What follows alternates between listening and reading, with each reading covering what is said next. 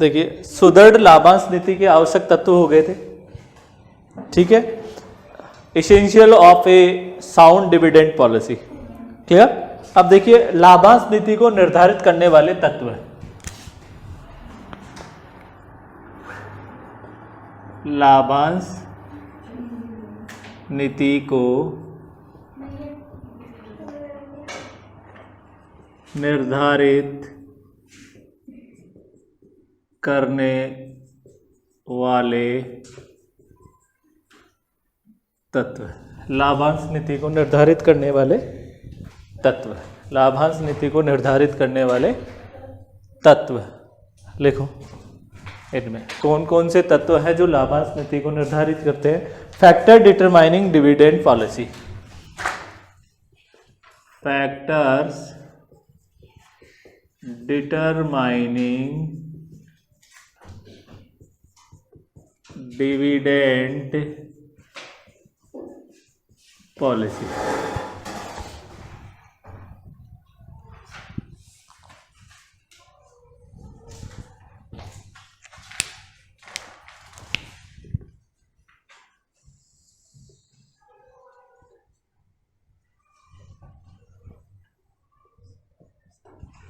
देखिए दो घटक होते हैं, एक तो होता है आंतरिक घटक,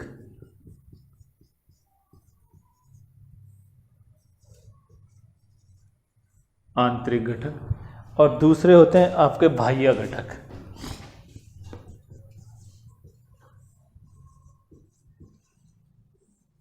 बाह्य घटक, क्लियर, आंतरिक घटक और बाह्य घटक, ठीक है। देखिए आंतरिक घटक में आप लिख लीजिए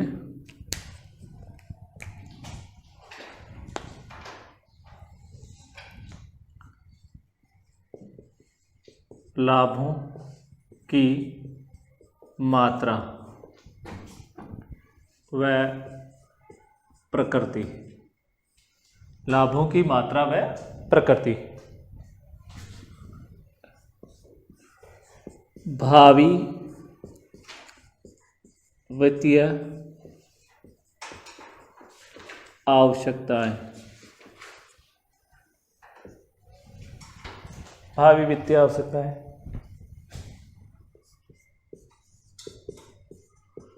कोषों की तरलता, किसकी तरलता? कोषों की तरलता, कोषों की तरलता,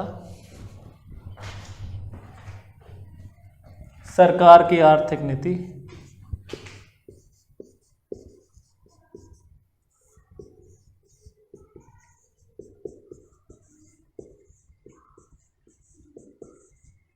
आर्थिक नीति, सरकार की आर्थिक नीति,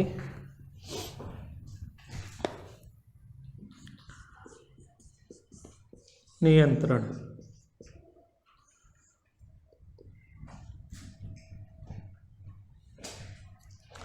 देखिए बाह्य घटक में पहला घटक है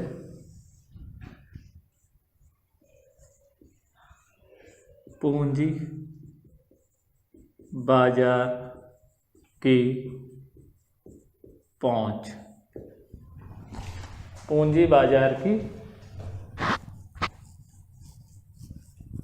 पहुंच, या आप लिख सकते हो इसको पूंजी बाजार में संस्था की पहुंच, पूंजी बाजार में संस्था की पहुंच, पूंजी बाजार में संस्था की पहुंच। उसके बाद देखिए वैधानिक प्रतिबंध आपका आ जाएगा, पहुंच,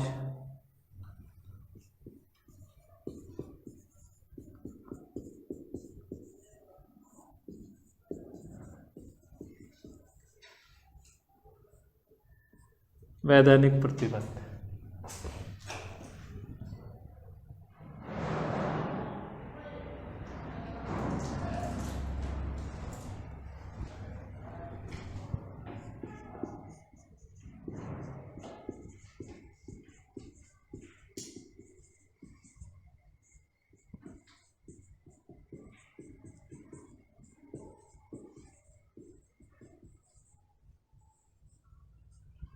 ऋण अनुबंधों में लगे प्रतिबंध।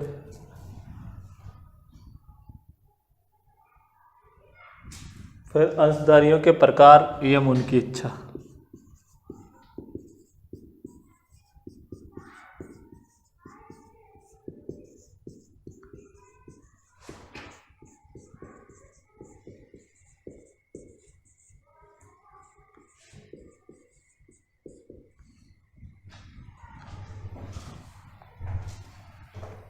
और लास्ट आपका सरकार की कर नीति।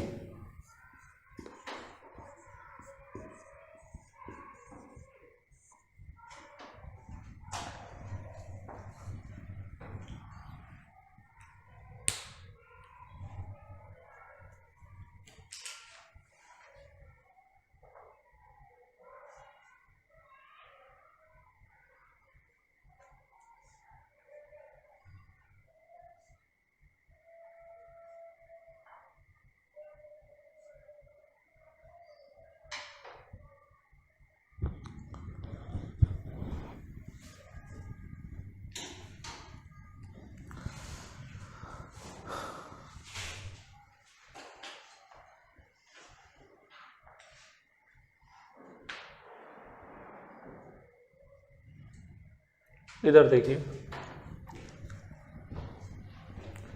देखिए आंतरिक घटक में पहला है लाभों की मात्रा व प्रकृति।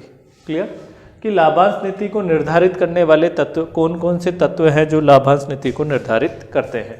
तो एक तो कंपनी के लाभों की मात्रा भी लाभांश नीति को क्या करती है, प्रभावित करती है।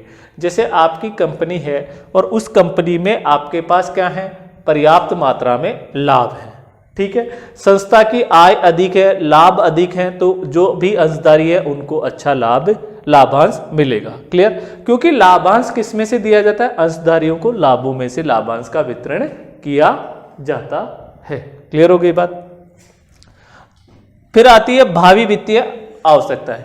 भावी वित्तीय आवश्यकताओं का मतलब यह है कि ये जो वित्तीय आवश्यकता है ये भी लाभांश नीति को क्या करती है, प्रभावित करती है। किस प्रकार से, देखिए जैसे मान लीजिए आपको कोई विस्तार कार्यक्रम करना है, आपको अपनी कंपनी में कोई भी एक और जैसे मशीन खरीदनी है, तो मशीन के लिए नगद पैसा चाहिए। क्लियर, तो कहने का मतलब आप अगर लाभों जो भी आपके लाभ थे उनमें से आपने क्या कर दिया, लाभांश का वितरण कर दिया, तो अब आपके पास तो लाभ तो बचे ही नहीं ना, पैसा ही नहीं है, कोष ही नहीं है, तो फिर आप कहां से अपना विस्तार कार्यक्रम कर सकते हो, क्या नहीं कर सकते। तो यहां पर अगर है भारी वित्तीय आवश्यकताएं, तो कहने का मतलब आपकी भविष्य की वित्तीय आवश्यकताओं को ध्यान में रखकर कि मुझे इतने की मशीन खरीदनी है, तो वो आप ध्यान में रखकर फिर क्या कर सकते हैं, लाभांश का वितरण कर सकते हैं। नेक्स्ट, कोषों की तरलता। देखिए कोषों की तरलता, लाभांश हमेशा ही नगद में क्या किया जाता है, दिया जाता है, ठीक है। जितना तरल कोष आपकी कंपनी में, जितना आपके गल्ले में जितना पैसा होगा उतना ही आप अधिक लाभांश दे पाएंगे। अगर आपके पास नगद में पैसा ही नहीं है ना, तो क्या आप लाभांश वितरित कर सकते हो, क्या नहीं। क्लियर। फिर आती है सरकार की आर्थिक नीतियां। जो सरकार की आर्थिक नीतियां हैं वो भी समय समय पर क्या करती है, लाभांश को प्रभावित करती है। जैसे आर्थिक नीतियों में कौन कौन सी नीति आ गई, आर्थिक नीति जैसे राजकोषीय नीति आ गई। कौन सी, राजकोषीय नीति आ गई। औद्योगिक श्रम कानून बनाती है। क्लियर हो गई बात। तो उनसे भी क्या होती है, लाभांश नीति प्रभावित होती है। फिर आपका लास्ट आता है क्या, नियंत्रण। देखिए कंपनी पर नियंत्रण स्थापित, प्रबंधकों द्वारा कंपनी पर नियंत्रण स्थापित किया जाता है। किसके द्वारा, प्रबंधकों द्वारा। किस पर, कंपनी पर। तो इस उद्देश्य से अगर कंपनी अच्छे से, कंपनी के जो भी प्रबंधक है वो कंपनी पर अच्छे से नियंत्रण स्थापित कर रखी है, तो उससे क्या होगा, आपका लाभांश भी क्या होगा, प्रभावित होगा। क्या होगा, प्रभावित होगा। और जैसे कंपनी अधिक, जैसे कंपनी क्या कर रही है, अधिक लाभांश दे रही है, तो कंपनी के कोष प्रभावित होंगे कि नहीं होंगे, होंगे या नहीं होंगे, होंगे। क्लियर। तो कहने का मतलब एक दायरे में रहकर कंपनी को क्या करना पड़ेगा, लाभांश का वितरण करना पड़ेगा। इसी प्रकार से बाह्य घटक, ये तो आंतरिक घटक हो गए, जो कंपनी के अंदर के घटक है उनसे किस प्रकार से लाभांश नीति प्रभावित होती है। एक बाह्य घटक है कि पूंजी बाजार में संस्था की स्थिति, कि मार्केट जैसे प्राथमिक बाजार होता है और द्वितीयक बाजार है, तो उसमें आपकी कंपनी की किस प्रकार की कंडीशन है। क्लियर, जैसे मार्केट में कंपनी के शेयर बढ़ रहे हैं घट रहे हैं। क्लियर। दूसरा है वैधानिक प्रतिबंध। कभी कभार क्या होता है, जो कंपनी क्या करते हैं, प्रतिबंध लगा देते हैं कंपनी की लाभांश अंशधारियों द्वारा कि लाभांश वितरित नहीं किया जाएगा, यानी कि कंपनी अधिनियम की धारा के तहत, यानी कि कंपनी हो सकता है कंपनी की हानियां पिछले वर्षों की क्या हो, ज्यादा हो, तो फिर उन्होंने क्या कर दिया, लाभांश पर प्रतिबंध लगा दिया। दूसरा ऋण अनुबंधों में लगे प्रतिबंध, जैसे कंपनी के ऋण थे और आप चुका नहीं रहे। क्लियर, तो फिर उन्होंने उसकी वजह से भी क्या हो सकता है, लाभांश नीति प्रभावित हो सकती है। अंशधारियों के प्रकार और उनकी इच्छा, कुछ अंशधारी मना कर दे कि मैं तो बाद में लूंगा, तब भी क्या होगी, प्रभावित होगी। फिर एक सरकार की कर नीति, जैसे मान लीजिए सरकार ने कर बढ़ा दिया, आपके 10 लाख के लाभ थे और उसका 40% टैक्स कितना होगा, 10 लाख का 4 लाख, लेकिन सरकार ने टैक्स कर दिया 50%, तो अब लाभांश कब जाएगा, क्या कर का ज्यादा भुगतान करोगे तो लाभों से ही तो होगा, तो फिर लाभांश भी आपको क्या करना पड़ेगा, कम भुगतान करना पड़ेगा। क्लियर होगी बात। अब देखिए, लिखिए आगे,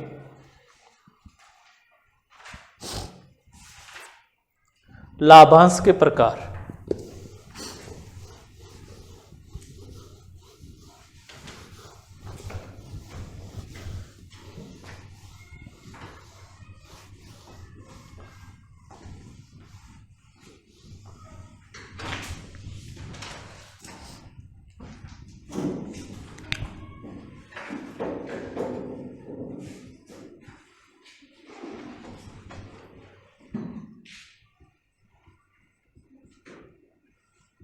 लाभांश के प्रकार, काइंड्स ऑफ डिविडेंड।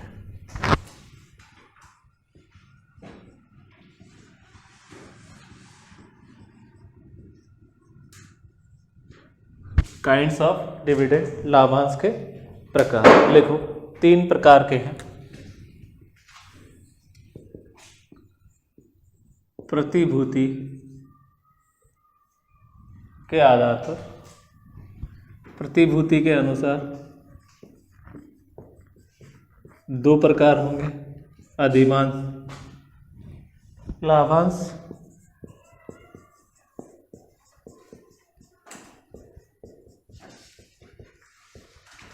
और दूसरा समता लाभांश। प्रतिभूति के अनुसार लाभांश को 2 भागों में बांटा गया है, एक तो आपका अधिमान लाभांश और समता लाभांश, एक दूसरा है लाभांश के समयानुसार।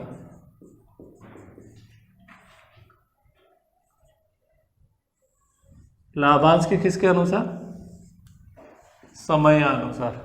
समय के आधार पर भी लाभांश को 2 भागों में बांटा गया है, अंतरिम लाभांश और नियमित लाभांश।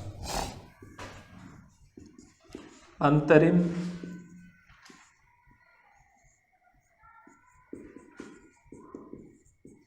और दूसरा आपका नियमित लाभांश। तीसरा आपका प्रकार था भुगतान के अनुसार।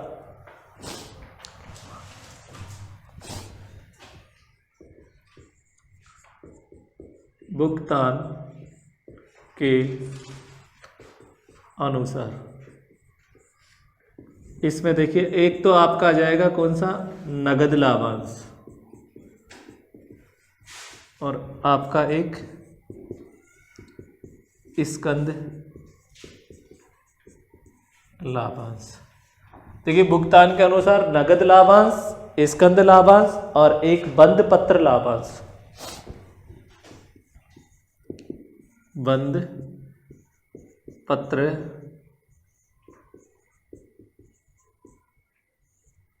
लाभांश।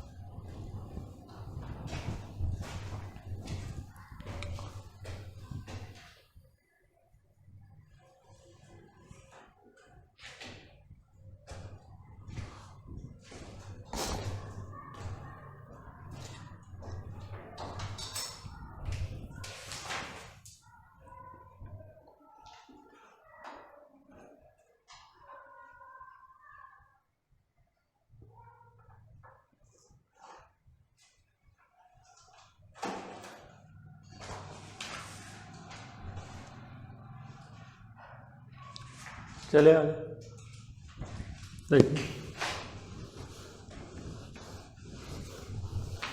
बाद में डिस्कस करेंगे इनके बारे में किस प्रकार से क्या। ये तो मैंने केवल प्रकार बताए हैं, कौन कौन से लाभांश के प्रकार। अब हेडिंग डालो, लाभांश प्रतिमान। इसके कुछ प्रैक्टिकल क्वेश्चंस है इससे रिलेटेड। लाभांश प्रतिमान,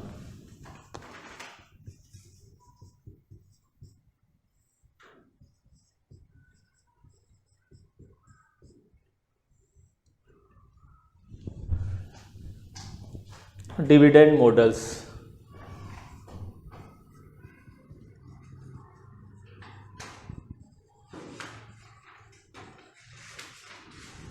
डिविडेंड मॉडल्स। देखिए 3 है इसमें मॉडल।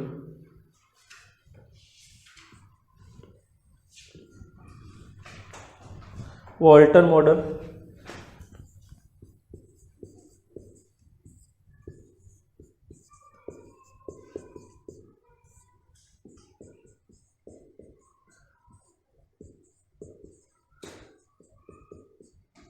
वॉल्टर प्रतिमान, गॉर्डन प्रतिमान और मोदी गिलियानी मिलर प्रतिमान।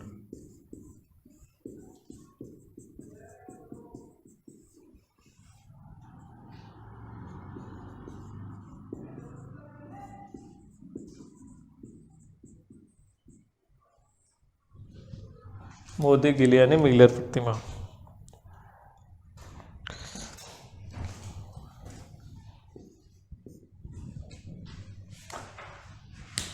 लाभांश प्रतिमान को 3 भागों में, एक तो कौन सा वॉल्टर प्रतिमान, दूसरा है आपका गॉर्डन प्रतिमान और तीसरा है मोदी गिलियानी व मिलर प्रतिमान।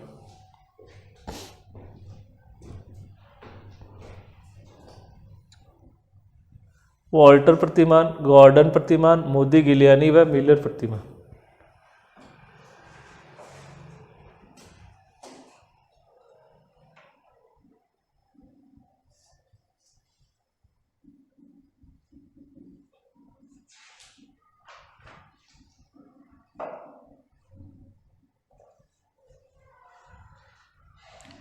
देखो वॉल्टर प्रतिमान,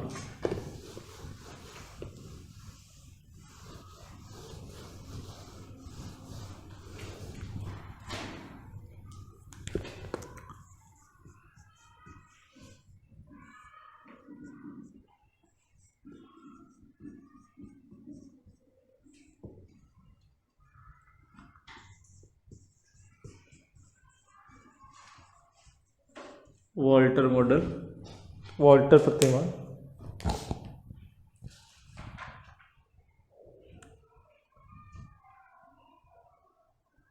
वॉल्टर्स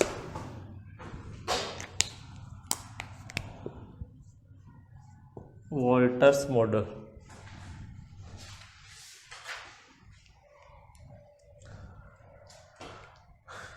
देखो इसका क्या फॉर्मूला, देखो इधर देखो, इसमें निकाला जाता है P।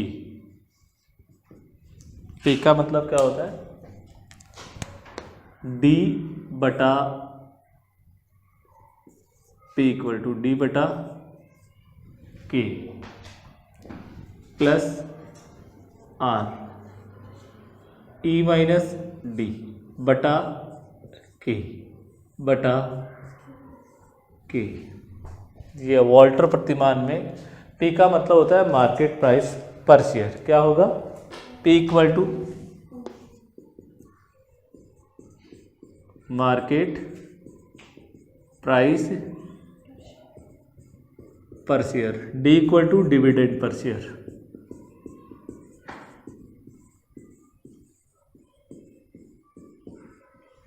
K equal to cost of equity share capital.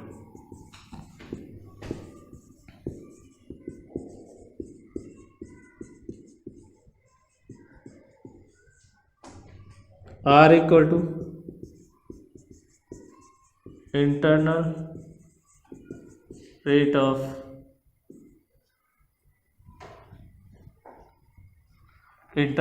Of return. D हो गया E अर्निंग पर शेयर।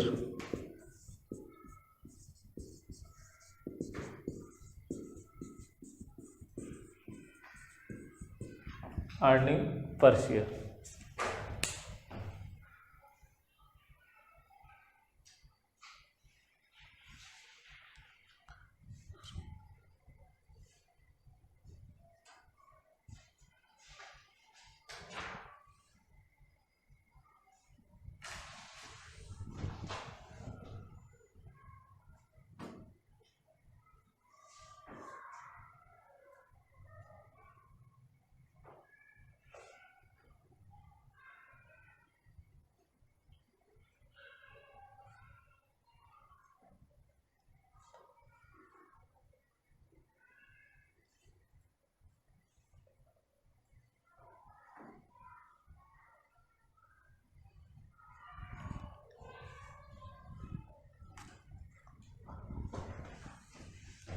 देखिए P इक्वल टू D बटा के प्लस RE माइनस D बटा के वॉल्टर प्रतिमान।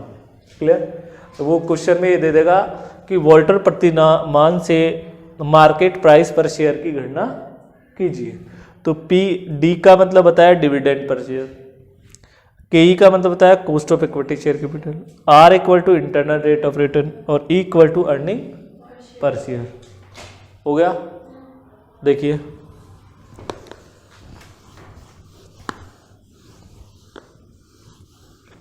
अब इसी में 3 कंडीशन और फॉलो होती है। क्या कंडीशन है, देखिए ध्यान से।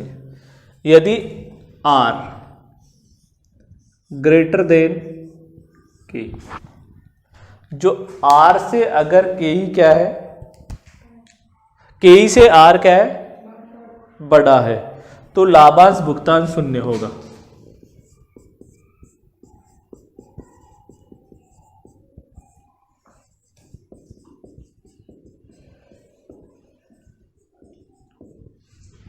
क्या होगा, लाभांश भुगतान शून्य होगा।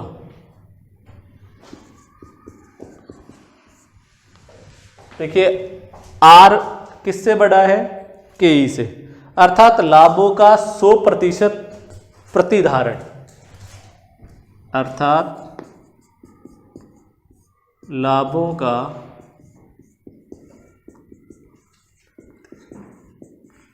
प्रतिधारण। ठीक है। फिर आता है, देखिए 3 सिचुएशन होती है ये, R लेस देन के और R इक्वल टू के, ये दोनों बराबर।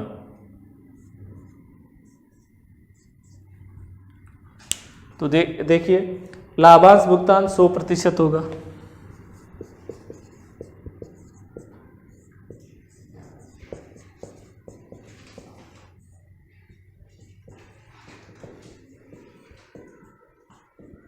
कितना प्रतिशत होगा? 100% होगा। तथा संस्था को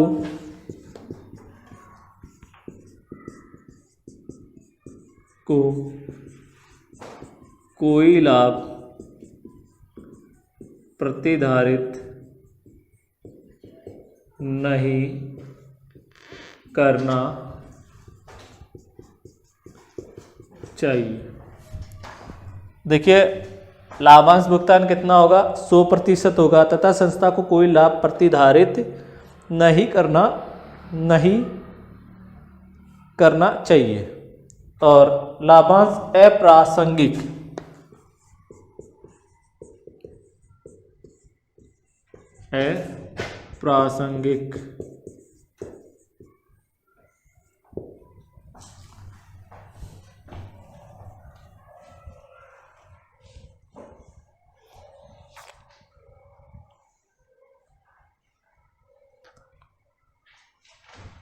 अर्थात लाभांश नीति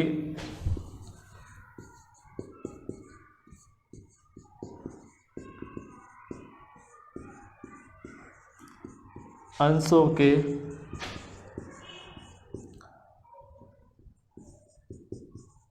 बाजार मूल्य को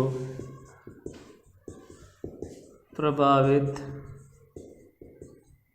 नहीं करेगी। लाभांश अप्रासंगिक अर्थात लाभांश नीति अंशों के बाजार मूल्य को प्रभावित नहीं करेगी।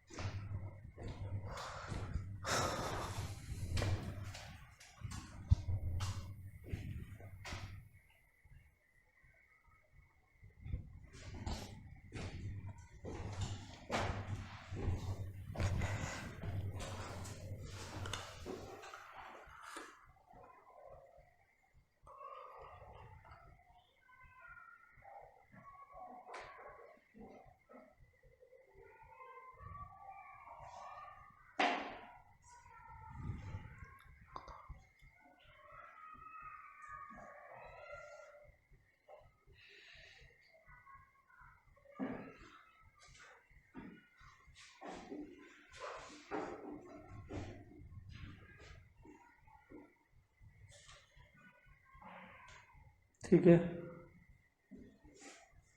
क्वेश्चन नंबर फर्स्ट देखो।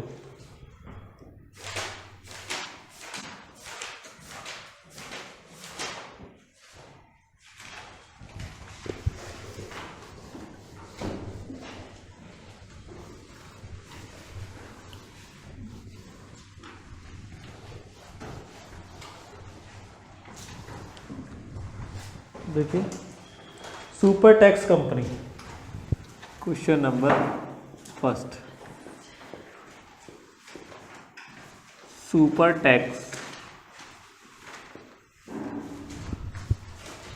टैक्स कंपनी जो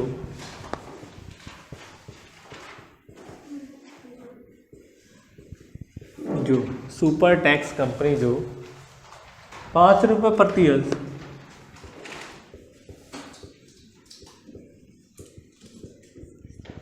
देखिए, सुपर टैक्स कंपनी जो 5 रुपये प्रति अंश अर्जन करती है,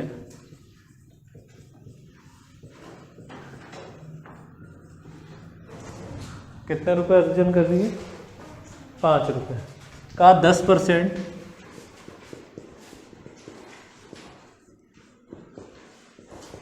पूंजीकरण का 10% पूंजीकरण का 10% पर पूंजीकरण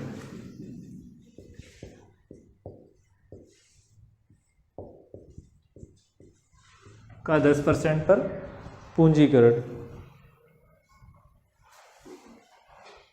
किया गया है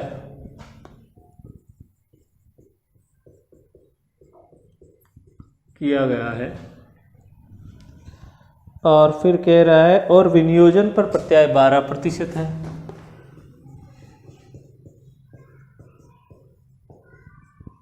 विनियोजन पर प्रत्याय 12% है। वॉल्टर के लाभांश नीति प्रतिमान का उपयोग करते हुए वॉल्टर के लाभांश नीति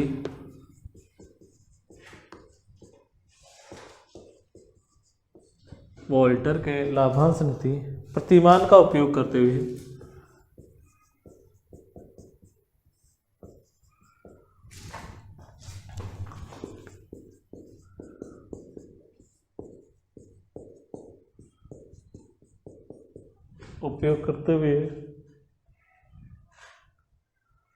अनुकूलतम भुगतान अनुपात पहला,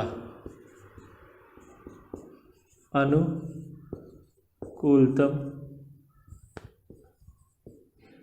भुगतान अनुपात। दूसरा, प्रति अंश मूल्य याद कीजिए, प्रति अंश मूल्य ज्ञात कीजिए। देखिए इस प्रकार के क्वेश्चन आएंगे। क्लियर है? ठीक है। अब देखिए हल करते हैं अपन, किस प्रकार से आप प्रश्न को हल करेंगे। तो इसमें आप देख लीजिए कि सुपर टैक्स कंपनी जो 5 रुपये प्रति अंश अर्जन करती है, इसका मतलब आपको ई दे दिया कितना, 5 रुपये। क्या दे दिया? ई। देखिए ई इक्वल टू 5 रुपये। फिर कह दिया 10% क्या है, पूंजीकरण किया गया, पर पूंजीकरण, इसका मतलब के इक्वल टू 10%। ठीक है। और विनियोजन पर प्रत्याय, इसका मतलब आर इक्वल टू 0.12।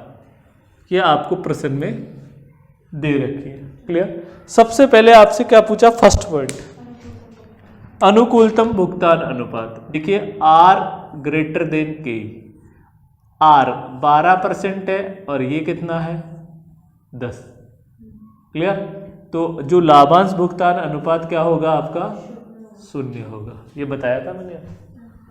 क्लियर? तो पहला अनुकूलतम भुगतान अनुपात क्या होगा, फर्स्ट कंडीशन में तो 0 होगा। क्यों होगा कि के से आर क्या है, बड़ा है। ये तो 0.12% है और ये कितना है, 0.10 है। आप प्रतिशत हटा दो इसका, 12 और 10, तो फर्स्ट आंसर तो आपका कंप्लीट है। दूसरा आपको मैंने वॉल्टर प्रतिमान में फॉर्मूला लिखाया, P इक्वल टू डी बटा के E plus R E minus D बटा के ई बटा के। यह आपका फॉर्मूला। देखिए आपको डी की वैल्यू दे रखी है क्या, डी नहीं दे रखा। ठीक है, नहीं दे रखा तो हमने क्या लिया, इसे 0 ले लिया। ये 0.10 दे रखी है प्लस ये 0.12, ई की वैल्यू 5 है, ये 0 है और ये 0.10 बटा 0.10।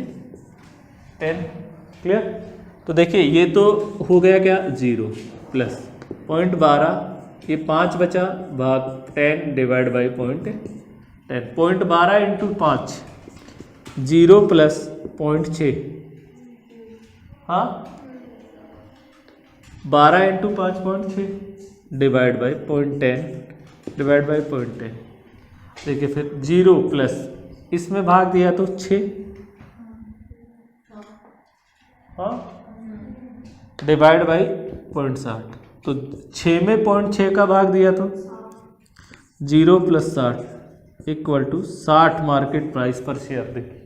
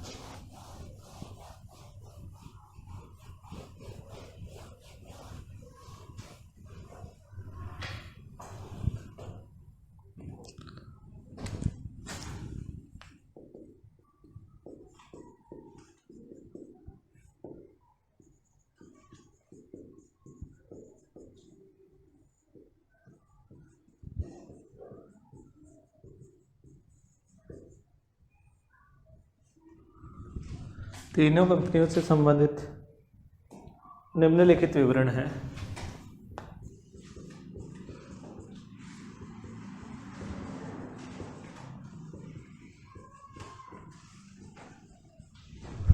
निम्नलिखित क्या है? विवरण है। देखिए, ए लिमिटेड है,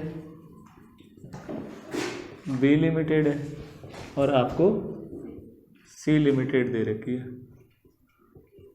तीन कंपनियां दे रखी है और तीनों कंपनियों में दे दिया आर इक्वल टू 15%। आर कितना है? 15। के इक्वल टू 10% और ई इक्वल टू 10 रुपये। इधर दे दिया आर इक्वल टू 10%, के ई 10% है और E equal to 10। C limited में दे दिया आर तो कितना दे दिया? 8%, के ई 10% और ई इक्वल टू 10। ये है। और साफ शब्दों में कहा, वॉल्टर सूत्र का प्रयोग करते हुए लाभांश भुगतान के प्रभाव की गणना कीजिए। किसका प्रयोग करना है? Walter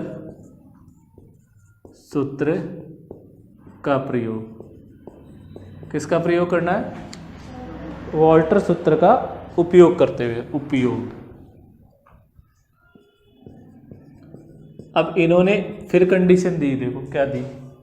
first point, second point, third point और फोर्थ पॉइंट। इन्होंने कहा कि अगर यहाँ पे डिविडेंड है वो क्या हो? 0 हो। यहाँ डिविडेंड कितना हो? 4 रुपये पर शेयर हो। यहाँ डिविडेंड कितना हो और यहाँ डिविडेंड कितना हो? 10 रुपये। क्लियर? अब देखो, केवल एक कंपनी का मैं बता रहा हूँ, बाकी आप हल करेंगे। ए लिमिटेड का। क्लियर? तो देखिए, ए लिमिटेड का यहां हल कर देता हूं मैं।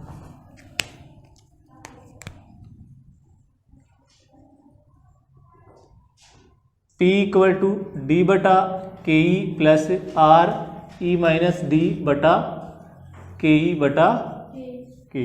ये तो अपना सूत्र हो गया, मार्केट प्राइस। वॉल्टर सूत्र का प्रयोग करेंगे तो अब इधर देखिए, डी की वैल्यू क्या है? यहाँ पर फर्स्ट सिचुएशन हल कर रहा हूँ, 0 है तो 0 ले लिया। के ई का मान 0.10 है प्लस आर की वैल्यू 0.15, ई का मान 10, 0 बटा 0.10 बटा पॉइंट। देखिए, ये तो 0 हो गया प्लस 0.15 और ये 10 बटा 0.10 बटा 0.10 equal to 0 plus 1.5 0.10 divide by 0.10 equal to 0 plus 15 divide by 0.10, 0 plus 150 equal to 150 answer आ गया। अब देखिए, एक और देख लीजिए। अब डी आपका कितना हो?